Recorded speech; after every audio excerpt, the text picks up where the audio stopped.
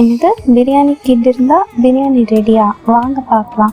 நான் இன்னைக்கு ஆச்சி திண்டுக்கல் சீரக சம்பா ரைஸ் பிரியாணி கிட் எடுத்திருக்கேன். ஆல்ரெடி யூடியூப் ரிவ்யூஸில் நிறையா பேர் இந்த பிரியாணி கிட் வச்சு பிரியாணி ப்ரிப்பேர் பண்ணி ஹோம்மேட் பிரியாணி டேஸ்ட்டில் இல்லை அப்படின்னு சொல்லியிருக்காங்க. நான் இன்னைக்கு இதை வச்சு நல்லா டேஸ்டியான ஒரு பிரியாணியை எப்படி செய்கிறதுன்னு சொல்ல போகிறேன்.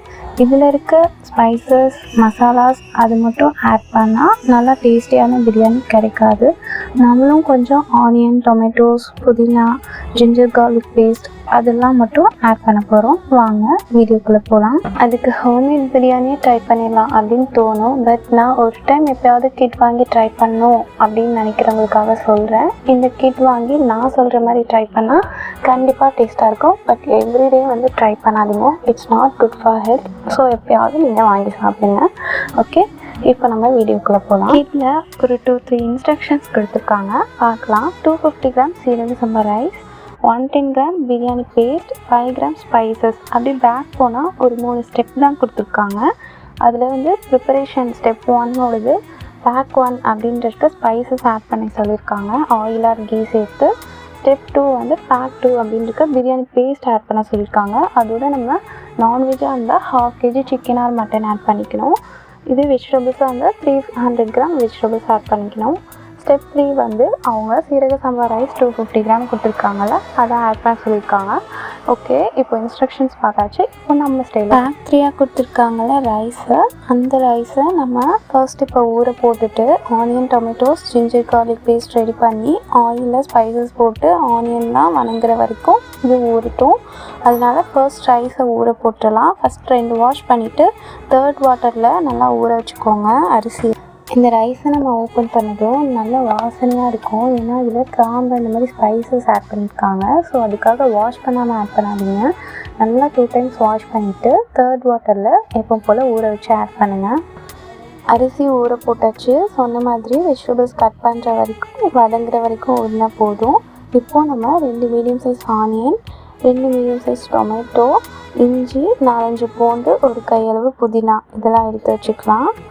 கையோட ஜிஞ்சர் கார்லிக் பேஸ்ட் ரெடி பண்ணிவிட்டு கேஸ் ஸ்டவ் ஆன் பண்ணி ஒரு ப்ரெஷர் குக்கரில் நெய், எண்ணெய் 2மே சேர்த்து பேக் 1 அப்படின்னு கொடுத்துருக்க ஸ்பைசஸ் ஆட் பண்ணிவிட்டு அதுக்கப்புறம் 2 மீடியம் சைஸ் ஆனியன் சாப் பண்ணி வச்சுருப்போம்ல, அதையும் ஆட் பண்ணி நல்லா கோல்டன் ப்ரௌன் ஆன வரைக்கும் ஃப்ரை பண்ணிவிட்டு நல்லா சுருங்கி வரணும். அந்த ஸ்டேஜ் வரைக்கும் ஃப்ரை பண்ணணும். பிரியாணி பேஸ்ட்டில் எக்ஸசிவ் ஆயில் இருக்குது. ஸோ நம்ம 1 table spoon ghee, 1 table spoon oil சேர்த்தா போதும். ஆனியன் நல்லா கோல்டன் ப்ரௌன் ஆகிடுச்சு. Next ginger garlic paste add பண்ணிவிட்டு நல்லா மிக்ஸ் பண்ணிக்கலாம். இப்போது நம்ம ஆனியன் எப்படி கோல்டன் ப்ரௌன் பண்ணமோ அதே மாதிரி ஒரு கையளவு புதினா எடுத்து அதையும் நல்லா சுருங்குற வரைக்கும் வணக்கணும். 1/2 kg சிக்கன் ஆர் மட்டன் எது வேணாலும் எடுத்துக்கலாம். இப்போ வாஷ் பண்ண 1/2 kg சிக்கன் இதில் ஆட் பண்ணிடலாம். மட்டன் எடுக்கிறதா இருந்தால் 7 to 8 விசில் விட்டு வேக வச்சுட்டு அதுக்கப்புறம் அதில் மட்டன் ஆட் பண்ணிக்கலாம். சிக்கன் ஆட் பண்ணுறப்போ லோ ஃப்ளேமில் வச்சு ஆட் பண்ணுங்கள். சிக்கன் ஆட் பண்ணதுக்கப்புறம் கொஞ்சம் தண்ணி வரும். அதுலேருந்து லைட்டாக கொதி வர வரைக்கும் நீங்கள் தண்ணி எதுவும் ஆட் பண்ணாதீங்க. அதுக்கப்புறம் தக்காளி பழம் நம்ம இன்னும் போடாமல் வச்சுருக்கோம். ஸோ தக்காளி இப்போ தான் ஆட் பண்ண போகிறோம். தக்காளியும் ஆட் பண்ணிக்கலாம். அதுக்கப்புறம் நீங்கள் மீடியம் ஃப்ளேமில் வச்சுக்கோங்க. தக்காளி ஆட் பண்ணதுக்கப்புறமா 1 டீஸ்பூன் மஞ்சத்தூள் மட்டும் போட்டால் போதும். வேறு எந்த மசாலாஸும் ஆட் பண்ண வேண்டாம். உப்பும் சேர்க்க தேவையில்லை, இதுலேயே உப்பு இருக்கும். நெக்ஸ்ட்டு பிரியாணி பேஸ்ட்டும் போட்டுடலாம். பிரியாணி பேஸ்ட்டும் ஆட் பண்ணியாச்சு. ஆல்மோஸ்ட் முடிஞ்சிடுச்சு. இப்போ ரைஸ் ஆட் பண்ணிக்கலாம். ரைஸ் ஆட் பண்ணதும் ஒரு மிக்ஸ் கொடுத்துட்டு 1 கிளாஸ் ரைஸ்க்கு 2 கிளாஸ் தண்ணி இதான் கணக்கு. ஸோ 2 கிளாஸ் அளவுக்கு தண்ணி ஆட் பண்ணிக்கலாம். ஓவர் குக்கான குழஞ்சா பிடிக்காது அப்படின்னா 1.25 கிளாஸ் போதுமானது. ஸோ சீரக சம்பா ரைஸ் அப்படின்றனால நான் இன்றைக்கி 2 கிளாஸ் அளவுக்கு தண்ணி ஆட் பண்ணுறேன்.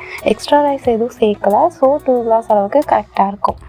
தண்ணி ஊற்றி ஒரு மிக்ஸ் கொடுத்துட்டு பேஸ்ட்டில் எக்ஸசிவ் சால்ட் இருக்கும். ஸோ பிஞ்ச் ஆஃப் சால்ட் மட்டும் ஆட் பண்ணிக்கலாம். ஓகே, லிட் போட்டு 15 மினிட்ஸ் டிஸ்டர்ப் பண்ணாமல் மீடியம் ஃப்ளேமில் வச்சுட்டு நார்மல் லிட் போட்டு க்ளோஸ் பண்ணிக்கலாம். வித்தவுட் விசிலில் தான் பண்ண போகிறேன். விசில் போட்டுதான் இருந்தால் 3 விசில் விட்டு எடுத்தால் போதும்.